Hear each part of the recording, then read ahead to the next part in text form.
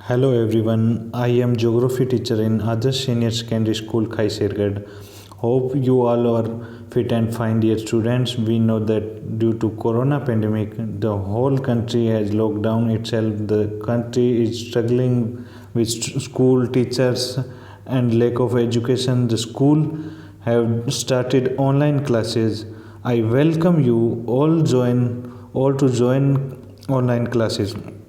I hope see you soon in classes. Stay home, stay safe. Today we'll be discuss about first chapter first अध्याय प्रथम है मानव भूगोल प्रकृति एवं विषय क्षेत्र। अध्याय के नाम से हमें पता चलता है कि इस अध्याय में हम मानव भूगोल प्रकृति के बारे में व उसके पारस्परिक संबंधों के बारे में अध्ययन करेंगे। आओ बच्चों, हम अध्याय पढ़ना शुरू करते हैं। आप भूगोल एक विषय के रूप में भौतिक भूगोल के मूल सिद्धांत के अध्याय 1 में पहले ही पढ़ चुके हैं। ये जो भौतिक भूगोल के विषय के रूप में क्या है, आप पहले ही पढ़ चुके हैं। क्या आप इस अंतर्वस्तु को याद कर सकते हैं? इस अध्याय ने बृहद रूप से आपका परिचय भूगोल की प्रकृति से करवाया था। तो इस विषय ने आपका परिचय किससे कराया था? भूगोल की प्रकृति से करवाया था। तो आपको क्या है, मेरी एक छोटी सी रिक्वेस्ट रहेगी आपसे कि आपको पीछे 8th 9th 10th 11th तक जो भी भूगोल के सब्जेक्ट के बारे में पढ़ा है वो एक बार थोड़ा रिवाइज़ करके आएँ, और कम से कम 11th का तो आप ज़रूर रिवाइज़ करके आएँ, जिससे कि आज आपको आगे के जो इसमें कॉन्सेप्ट हैं वो आसानी से क्लियर हो जाएंगे आपके। ठीक है बच्चों, तो आप ज़रूर रिवाइज़ करके आएँ। आप भूगोल की महत्वपूर्ण शाखाओं से भी परिचित हैं। यदि आप अध्याय को पुनः पढ़ें तो आपको मानव भूगोल का मुख्य विषय भूगोल से संबंध भी ज्ञात हो जाएगा।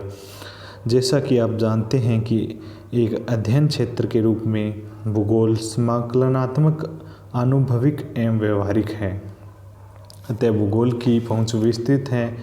किसी भी घटना अथवा परिघटना जो दिक् एवं काल के संदर्भ में परिवर्तित होता है उसका भौगोलिक ढंग से अध्ययन किया जा सकता है।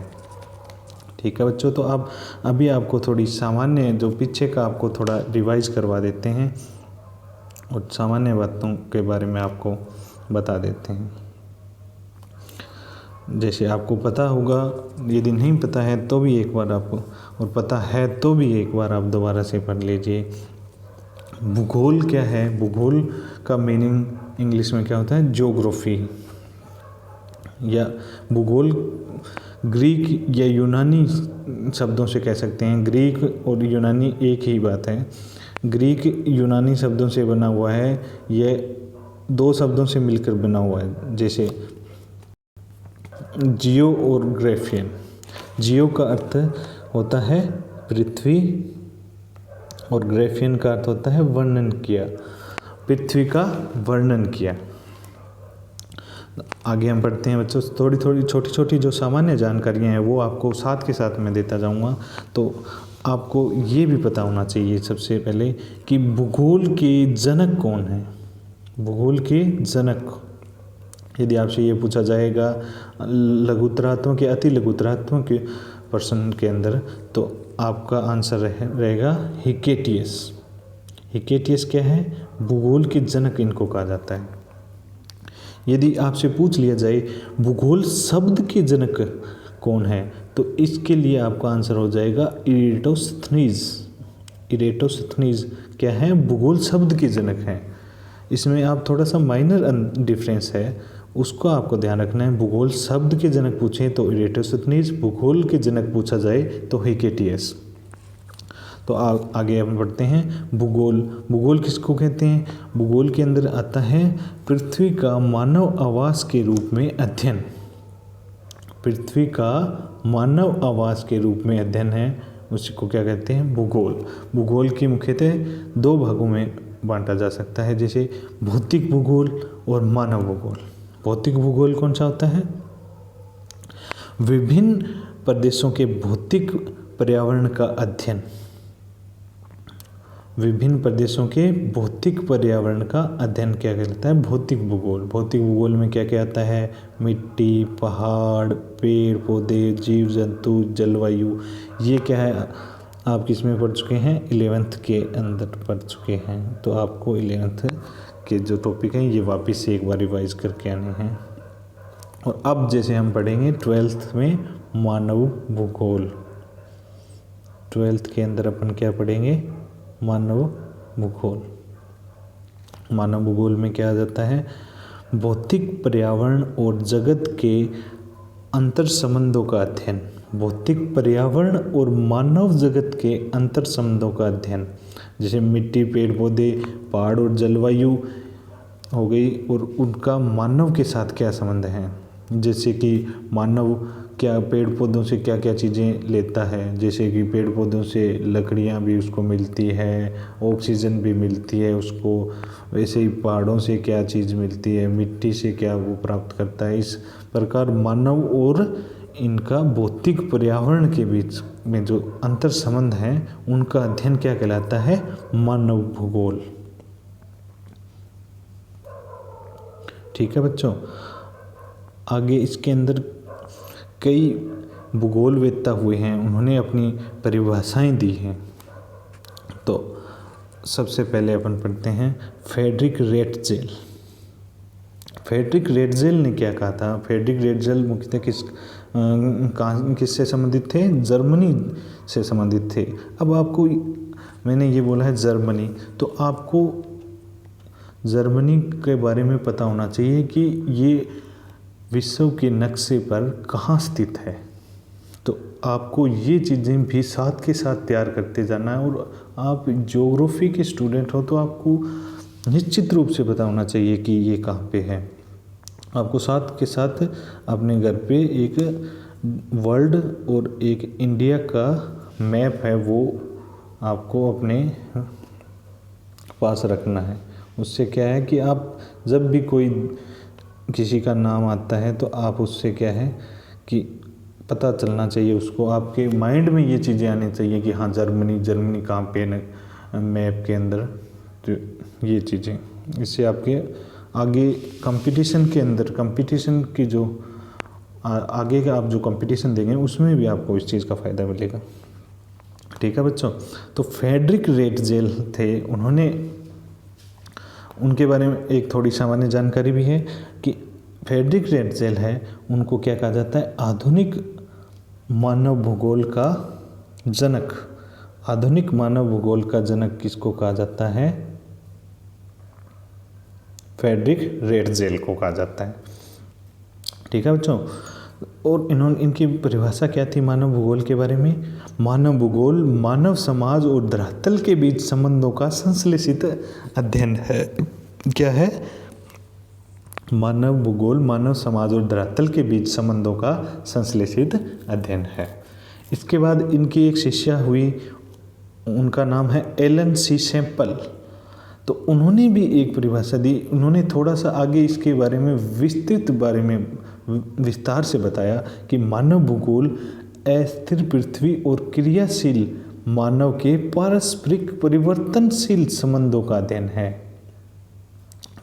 इन्होंने थोड़ा आगे बढ़कर इस चीज़ को बताया कि पारस्परिक और परिवर्तनशील संबंधों का अध्ययन है।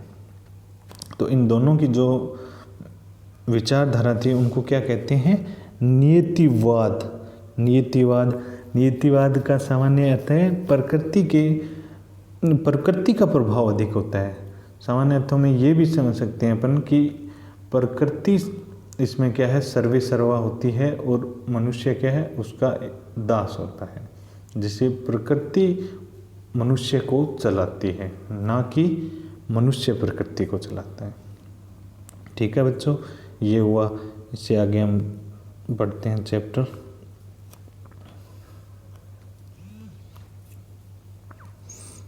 हमने यहाँ तक पढ़ा था कि भौगोलिक ढंग से अध्ययन किया जा सकता है। आप धरातल को किस प्रकार देखते हैं? क्या आपको लगता है कि पृथ्वी दो प्रमुख घटक हैं, प्रकृति और जीवन के रूप में, जिसमें मनुष्य भी सम्मिलित है? अपने परिवेश के भौतिक और मानवीय घटकों की सूची बनाइए। अपने परिवेश के जो भौतिक और मानवीय घटक हैं उनकी भी एक सूची आपको तैयार करनी है। भौतिक भूगोल भौतिक पर्यावरण का अध्ययन करता है। ये चीज़ें अपने पीछे जो पढ़ी है, जिसके बारे में आपको समझाया था, वो था क्या था कि भौतिक भूगोल भौतिक पर्यावरण का अध्ययन करता है। और मानव भूगोल क्या करता है, भौतिक प्रकृति एवं मानवीय जगत के बीच संबंध स्थापित करता है। मानवीय परिघटनाओं का स्थानिक वितरण तथा उनके घटित होने के कारण एवं विश्व के विभिन्न भागों में सामाजिक और आर्थिक विभिन्नताओं का अध्ययन करता है। ये भी एक परिभाषा हो गई मानव भूगोल की।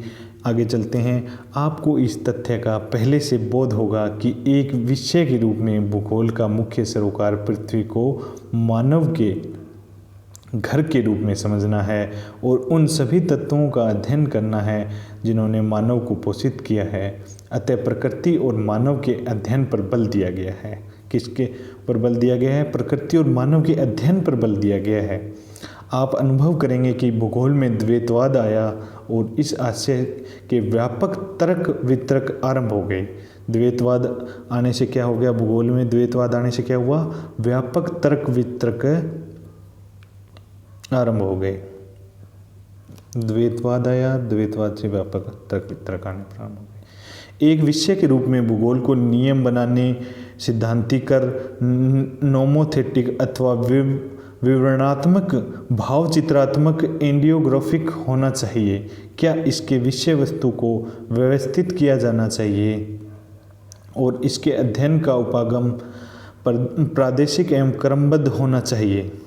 ये आपसे पूछ रहा है कि ये क्या है कि भूगोल क्या है कि एक नियम या विवरणात्मक होना चाहिए या सिद्धांतिकर होना चाहिए। क्या भौगोलिक परिघटनाओं की व्याख्या सैद्धांतिक आधार पर होनी चाहिए और ऐतिहासिक संस्थागत उपागम के आधार पर, या फिर इसके अध्ययन का उपागम प्रादेशिक अथवा क्रमबद्ध होना चाहिए या फिर सैद्धांतिक आधार होना चाहिए, ये आपसे, या ऐतिहासिक संस्थागत उपागम के आधार पर। ये बौद्धिक अभ्यास के मुद्दे रहे हैं। अंततः आप मूल्यांकन करेंगे कि प्रकृति और मानव के बीच द्वैतता नहीं है। प्रकृति और मानव के बीच क्या नहीं है? द्वैतता नहीं है, क्योंकि प्रकृति और मानव अविभाज्य तत्व हैं और इन्हें समग्रता में देखा जाना चाहिए। इनको क्या है? समग्रता में देखा जाना चाहिए।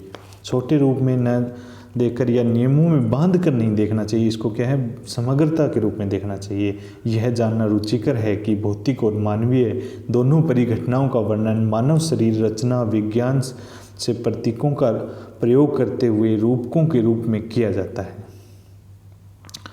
तो स्टूडेंट, आज हम यहीं तक पढ़ेंगे। आगे का जो लेसन है वो हम अगली वीडियो में पढ़ेंगे। धन्यवाद। जय हिंद, जय भारत।